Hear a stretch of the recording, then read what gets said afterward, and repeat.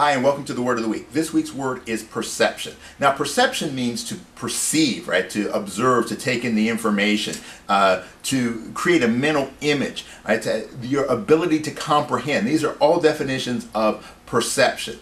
Now, the thing about perception, particularly in our attitude and how it shapes our attitude, perception can either help us to be moved forward or it can hold us back. You see, when we perceive something, our perception is based upon where we are right now, how we're looking at it, whether that be from a physical point of view or whether it be from a mental or emotional point of view.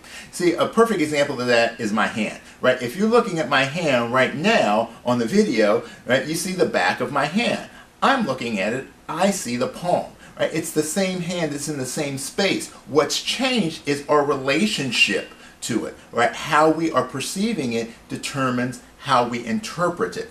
Right? So as we look at moving forward in our lives, our ability to perceive things through eyes other than our own really becomes critical in our development.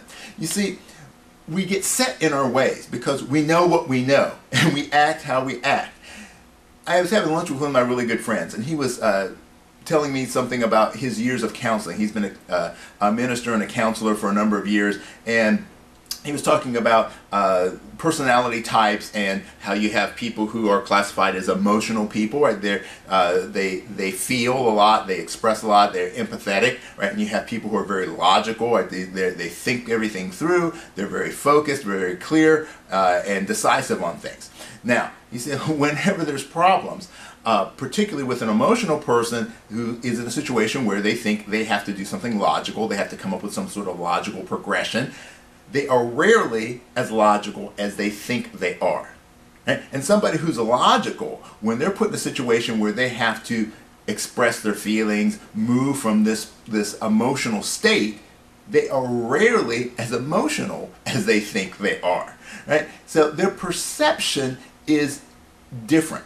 Right? How they think about being the emotional person, how they think about logic is different from the way a logical person thinks about logic. And the logical person, for them, they think about emotion differently than the emotional person. Which one is right? Which one is wrong? Neither one. Both are right. Both are wrong. Neither one is the full picture, right? Because what we have to think about is that everything is really 3D. We can't just look at it from one side and get the true story. So as we're looking at dealing with our problems in our lives, that's really kind of a critical thing, is that we often are fixated on our problem and we're looking at our problem from our limited perspective, right? If you're perceiving that there is a problem, and that's also another thing, is that sometimes we perceive something to be a problem when it really isn't, right? So when we're perceiving something, when we're looking at it from our singular point of view, we can rarely get the correct answer. We need to look at it from 360 degrees. We need to look at it from all the different angles, as many of them as you can. And if you can't look at them yourself, then that's when you need to have people that you can talk to, people whose opinions that you trust, who can give you feedback. That's why I'm a coach, because I can sit back and I can watch people, I can observe them outside of themselves, and I can help them to see things that maybe they can't see or that they don't want to see.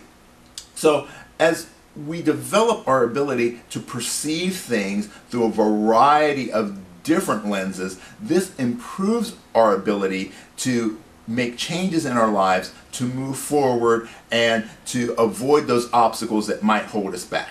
Okay, I hope you enjoyed this week's lesson, and I hope to see you again next week.